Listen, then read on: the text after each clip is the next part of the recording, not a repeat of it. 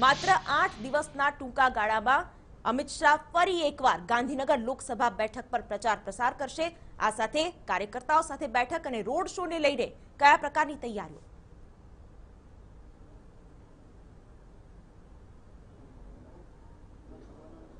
શિવાની જંગી લીડ સાથે જીતવાના આશય સાથે જે અમિત શાહ છે, ભાજપના રાષ્ટ્રીય અધ્યક્ષ અને ગાંધીનગર લોકસભા મત વિસ્તારના ઉમેદવાર આ ત્રીજો રોડ શો કરવા જઈ રહ્યા છે। પરંતુ તે પૂર્વે તેઓએ જે ભાજપની પ્રચાર રણનીતિ છે તેના ભાગરૂપે સોસાયટીના ચેરમેન અને સેક્રેટરીઓ સાથે બેઠકની શરૂઆત કરી છે। સ્વામિનારાયણ ઇન્ટરનેશનલ સ્કૂલ રાણીપ ખાતે અત્યારે તેઓ પહેલી બેઠક યોજી રહ્યા છે। જે નિર્ધારિત કાર્યક્રમ છે તેનાથી અંદાજે 1 કલાક વિલંબથી આ કાર્યક્રમ તેઓનો ચાલી રહ્યો છે। 9 વાગ્યે તેઓનો આ બેઠક હતી, પરંતુ 10 વાગે તેઓ અહીં પહોંચ્યા છે અને હવે અત્યારે તેઓનું સંબોધન ચાલી રહ્યું છે। ચેરમેન અને જે સેક્રેટરીઓ સાથે અહીં બેઠક યોજ્યા બાદ તેઓ જે નારણપુરા તથા જે અન્ય 3 વિધાનસભા ક્ષેત્રના જે અલગ અલગ 5 બેઠકો છે ત્યાં તબક્કાવાર રીતે જશે। બપોર સુધી આ પ્રકારની બેઠકોનું આયોજન છે અને ત્યાર પછી કલોલ વિધાનસભા મત વિસ્તારની અંદર તેઓ રોડ શો કરશે।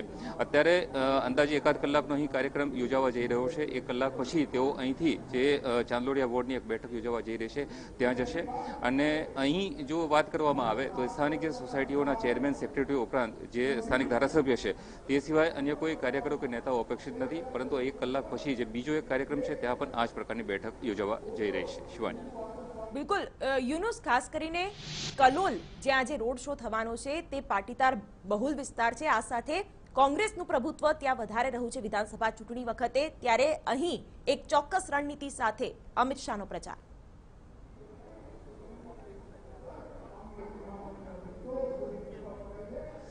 ગાંધીનગર લોકસભા મત વિસ્તારની અંદર જે પાટીદાર તથા જે ક્ષત્રિય મતો છે મહત્વના છે। તેમાં જે નારણપુરા, ઘાટલોડિયા સહિતના જે વિસ્તારો છે પાટીદાર બાહુલ્ય ધરાવતા વિસ્તારો છે અને અહીં જે પાટીદાર આંદોલનની ઇફેક્ટ ક્યાંક ને ક્યાંક વર્તાઈ રહી છે તેને જે ભાજપનું મોવડી મંડળ છે તેઓએ પણ ગંભીરતાથી લીધું છે અને અહીં લાલકૃષ્ણ અડવાણી જે જંગી લીડથી જીતતા હતા તેનાથી એક મોટું લક્ષણ, જેમ આપે જણાવ્યું પહેલા કે 7 લાખ જેટલી લીડ સાથે, જંગી લીડ સાથે જીતવાના એક નિર્ધાર સાથે અમિત શાહ મેદાનમાં ઉતર્યા છે અને આ જે નિર્ધાર છે તેને મૂર્તિમંત કરવા માટેના ઉદ્દેશો સાથે જે અમિત શાહ જાતે પોતાના મત વિસ્તારની અંદર આ પ્રકારના પ્રચાર કાર્ય કરી રહ્યા છે। જે સોસાયટીઓના ચેરમેન અને સેક્રેટરીઓ સાથે બેઠક યોજી રહ્યા છે।